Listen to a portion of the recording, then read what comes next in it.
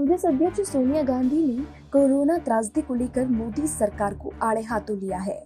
उन्होंने कहा है कि सरकार को अभी सिर्फ एक बात का ध्यान देने की जरूरत है और वो है लोगों की जान बचाना।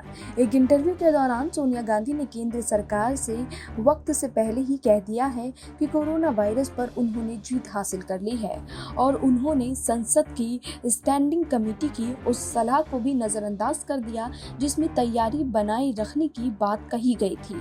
सोनिया गांधी ने कहा कि फरवरी महीने के शुरू के दिनों से भारत और विदेश के सरकारी स्वास्थ्य विशेषज्ञों ने चेतावनी दे दी थी कि स्थिति बिगड़ सकती है, लेकिन सरकार दूसरे कामों में व्यस्त रही। इस दौरान आने वाले वक्त में कोरोना के संभावित असर के बारे में बिना सोचे देश में सुपर स्प्रेडर कार्यक्रम आयोजित किए गए।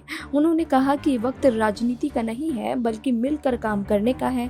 प्रधानमंत्री चाहे तो क्रेडिट ले, इसमें कोई नई बात नहीं होगी, लेकिन कोई कदम आगे उठाए जाने चाहिए। उन्होंने आगे कहा कि बीते दिनों पूर्व प्रधानमंत्री मनमोहन सिंह ने अपने अनुभव के आधार पर प्रधानमंत्री को सुझाव देते हुए एक पत्र लिखा, लेकिन प्रधानमंत्री ने इसका कोई उत्तर नहीं दिया, बल्कि स्वास्थ्य मंत्री ने उन पर और कांग्रेस पर निजी और पूरी तरह से अनैतिक हमला किया है।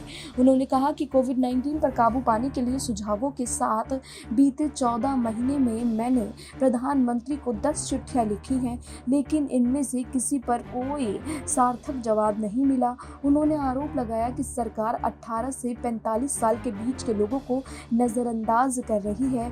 उनसे उम्मीद की जा रही है कि वो वैक्सीन की अधिक कीमत चुकाए। सोनिया गांधी ने कहा कि हमारी पार्टी का मानना है कि सभी को मुफ्त में वैक्सीन मिलनी चाहिए और जितनी जल्दी हो सके मिलनी चाहिए। इसके लिए केंद्र सरकार को जिम्मेदारी लेते हुए वैक्सीन उत्पादकों से बात करनी चाहिए, लेकिन उन्होंने ऐसा माहौल तैयार किया है जिससे वैक्सीन की अलग अलग कीमतें हैं और स्थिति से फायदा उठाने और बढ़ावा दिया जा रहा है। लेकिन अब देखना होगा कि जल्द से जल्द सोनिया गांधी के इस बयान पर बीजेपी की ओर से अब क्या कुछ प्रतिक्रिया सामने आती है। Bureau report SPN9 news.